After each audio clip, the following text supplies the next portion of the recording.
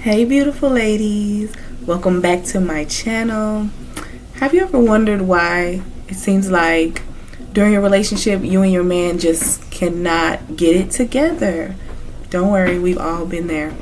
Today, we're going to get into 10 hidden reasons why your relationship might be going through these rough patches. I think you want to stick around for this one. Okay? So, reason number one. And I think reason number one is something that might be shocking to everyone, but it is neglect of self-care. Okay, if you are neglecting your self-care, if you don't feel good about yourself, if you don't feel like you look good when you look in the mirror, if you don't take time to do things for yourself, then of course your relationship is going to suffer. Okay, your relationship is going to suffer. No one actually wants to be with a person who does not care about themselves, who does not think highly of themselves, who neglects themselves. Whether it's mental self-care, physical self-care, and spiritual self-care, all of these things have to be mixed together to make a nice, combination mixture. It can't just be one without the other. No, you have to be taking care of your self-care in all these different areas. So, we'll definitely get into some of the tips that you can do to make sure that you're taking care of these different areas. Okay, so number two is something else that we might be ignoring, or something that may be hidden to us, and it is lack of communication. Okay, I think we all suffer with this at some point or another in our relationships, where it's like, I got to get the last word. I'm not trying to hear what you say or whatever, and legitimately so. Maybe he's not listening to you, ladies. Maybe you're just sick and tired, you fed up. I don't know. Sometimes there are reasons why we might be lacking in our communication, but that is a very detrimental element to our relationship and our relationship goals.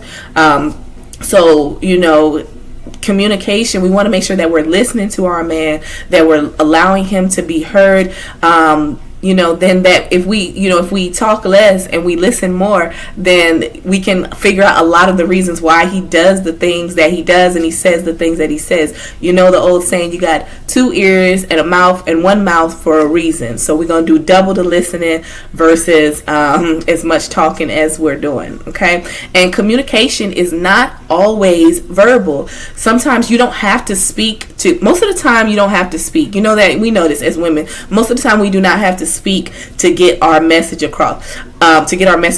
Silence is one of the most powerful forms of communication that we have. Yes, sometimes, a lot of times, your husband is going to say things that make you angry, say things that are stupid, silly, whatever category you want to classify it in. Okay, but we do not have to speak to everything that it is that he's said or that he's done.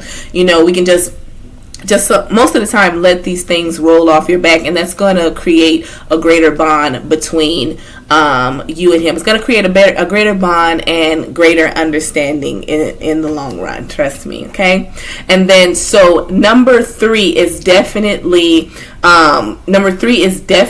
going to be it is going to be unresolved personal issues. Okay, so your unresolved personal issues, whether it's it's gonna be traumas or stress, things that you've had and things that you have not worked through and that you're bringing into the current relationship. I can speak to this. I can speak to all of these personally, but this one was a big one for me. Okay, dealing with men from my previous relationships before I got married to my husband, and just kind of treating him as if he's these same people, because of whatever hurt that I've been through and these defense mechanisms that I've built up to protect myself from these hurts. And we have to be able to now differentiate between who we're dealing with. And you have to understand that your current husband, hopefully you learned your lesson from the past relationships, and he's not the same. He's not that person that hurt you before. He's not that person that cheated on you. He's not that person, that did all these different things. And if he is, that's a whole nother story. That's not something that's hidden. We can get into that too. But That's not this video right now. But hopefully he's somebody you've learned from the mistakes, and now you've chosen somebody who respects you and loves you and has the same goals in mind as you. So you don't want to treat your husband as if he's, these people that you were dealing with before. You have to break down the walls and allow your husband to be able to kind of nurture you as well, and be able to try to help you heal in certain ways, or even allow you to show you that he is not these people or these men that have hurt you, or that maybe you're used to dealing with. Okay. Another number 4 is going to be ignoring boundaries. This is a big one because I think, as when we're coming to a relationship, a good relationship consists of two people understanding that we are one. Okay, we are one unit, one team, all of these different things. But it becomes tricky because we're also, of course, individuals, and we desire our own individual space. We desire our own individual respect.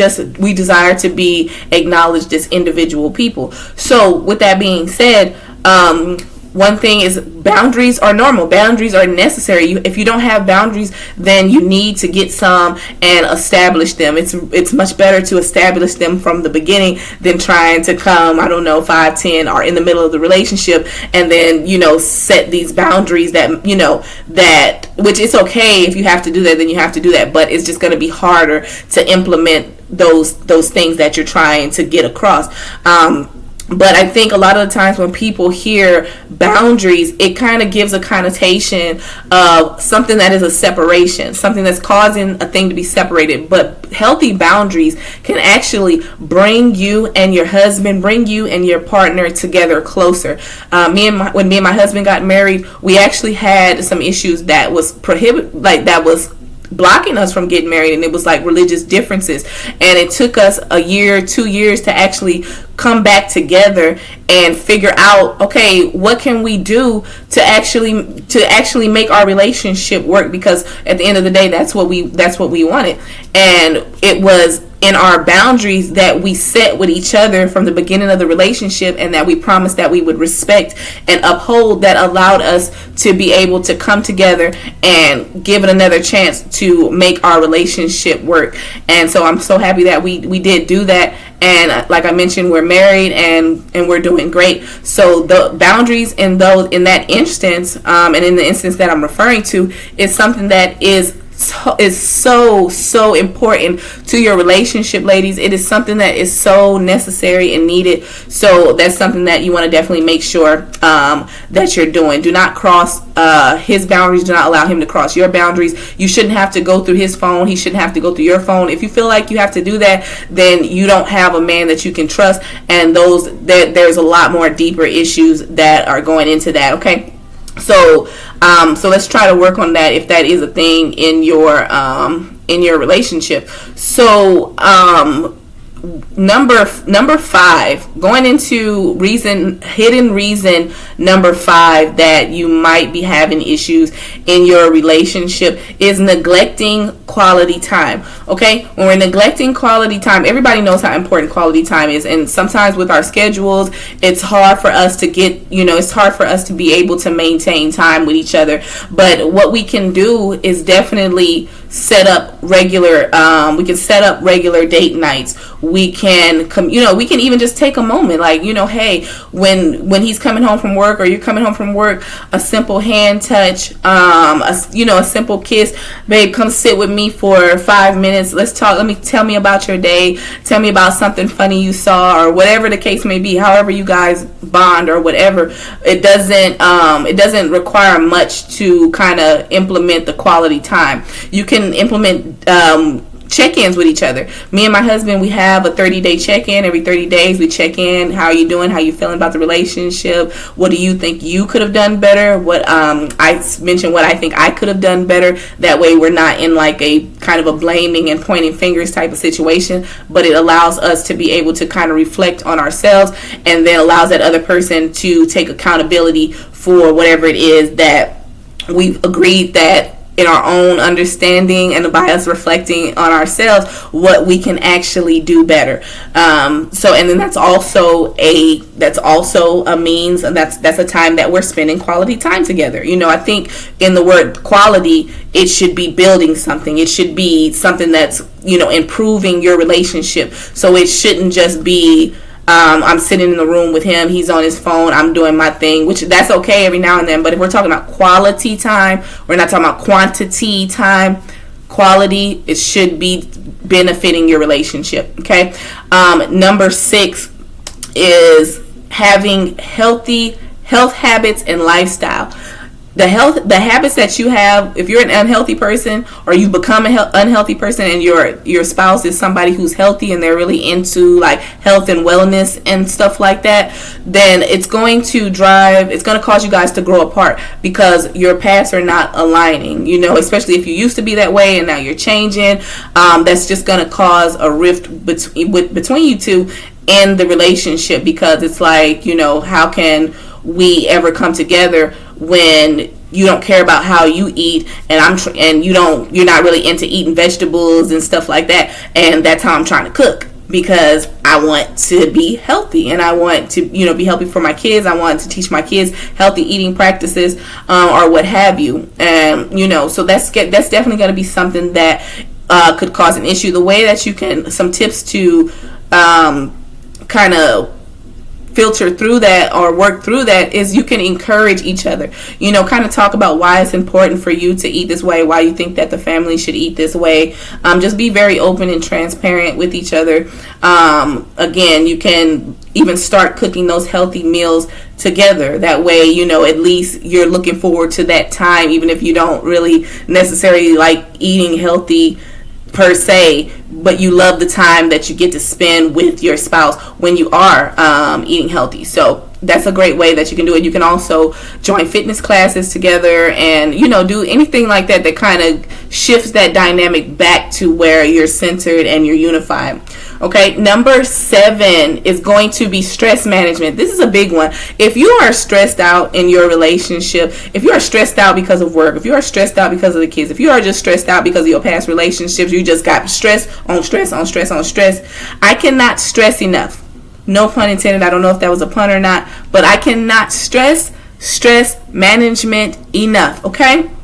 You need to take the stress that you have from wherever it's coming from and find a positive way to filter through that, because if you don't, then when you come home to your relationship, you're going to release all of that stress on your spouse, on your husband, because the stress has to come out in some sort of way, whether it comes out negatively in the form of negative health effects, and that kind of goes back to number 6 that we were talking about, and it's just going to express itself in some sort of way. And most of the time it does express itself in the form of you going off or going bad on your partner. And that's going to be something that, of course, negatively affects you. So some tips that you can implement and try as far as stress management goes is you can practice stress relief techniques like deep breathing, meditation. I love sitting with myself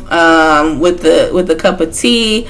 That's the tea. I love sitting with myself with a cup of tea, chamomile, valerian root, ashwagandha. All of these things are so relaxing and stress relieving. Now that's what I do. I don't know about you.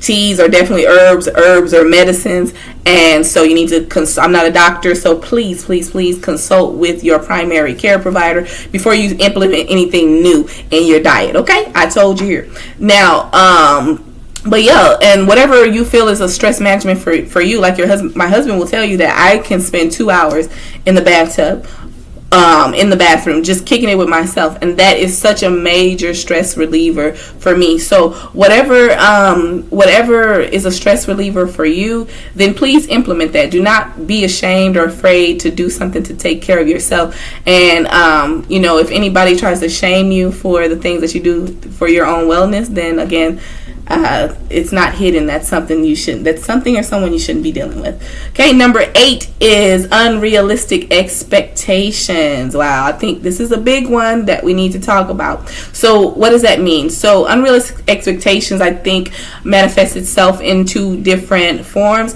and the first form is just kind of when we don't talk about what our expectations are in the beginning. You know, like if you expect your husband to pay all the bills or whatever it is when you get married, and you don't express that to him in the beginning, you're just kind of like, oh, babe, no, it's whatever you want to do. I'm not. It's all good. It's on you. I'm just happy to be here with you. And then when you get married, it's like, and he's not paying all the bills. And then you get upset. No, you cannot get upset with this man about an expectation that you did not concretely lay down for him. You told him it was all good, and when he acts like it's all good, now it's all bad. No, be honest and upfront about what your expectations are. Okay, and then the next way this manifests is when your expectations are too high for that person, then you start to become unappreciative of the person that your husband or that your spouse is, and you start to compare them to, ironically, maybe your old boyfriend or the I don't know, some celebrity that you see on TV, and they are not that person. Okay, they are that same dude that every time he called you was fixing your hair and checking your nails like Fantasia, and now when you get with him, he's not good enough. You have to compare him to this and compare him to that. No, that is going to cause a major issue in your relationship. So if you're doing that, please stop doing that. That's the tip. Just stop doing that. It's not good. You wouldn't like him to do that to you. So treat him as you would want to be treated, okay? And then number 9 is lack of appreciation. Make it a habit to say please and thank you, even for the small things. Your husband opens the door for you. He opens the car for you. He brings you a cup of tea. He allows you to be in the bathroom for 2 hours without bothering you. He takes the kids sometimes and does this and does that. Say please and thank you for those things. Okay, that goes a long way. When you are appreciative and grateful, it makes people want to do more things. They'll start to build up to doing bigger and better things. Okay, and then number 10 is neglecting fun. This is probably the biggest one. We are all kids. We all have inner childs, and I'm a child on the outside. So at the end of the day, we all want to have fun. We're getting in these relationships because we want them to be for the long run. Okay, we're not getting in relationships because we want to be divorced, or we want to be 3-time losers, or whatever you want to call it. Okay, so what's going to go into that is we want to have fun with the person that we're with. So you need to always be making sure that you're having fun, that you're mixing up new ways. You've learned who your partner is, so you know what they think is fun, and you're implementing those things in your relationship. Okay, so I can't tell you specifically, only you would know. But for me personally, like when my husband comes home, sometimes I play dress up with him. He might come home today and I'll be a police officer. As soon as he comes in, he's getting arrested. I'm a dirty cop. He didn't even do nothing, and I'm arresting him as soon as he comes in. Throw him down on the ground. You know how that go. But yeah, you just do, and he finds that to be fun, and I find that to be fun. So you just want to do the things that don't be afraid, don't be shy, like be a kid, like, you know what I'm saying, show him who you are, and do the things that he likes, do the things that you like. And so that's pretty much all that I have, guys. I don't know if I went through a tip for neglecting or self-care, but it's just, go and get you a massage. I love getting massages. I love just taking care of my skin. I love everything health and wellness. So if you enjoyed this video and you want to talk more about things that could be hindering your relationship, things that we can do as far as health and wellness goes, I'm here for it. So go ahead and like and subscribe. You can drop a comment if you want to. I don't mind. I had fun with y'all. Thank you so much for being here. Have a great rest of your day. Bye.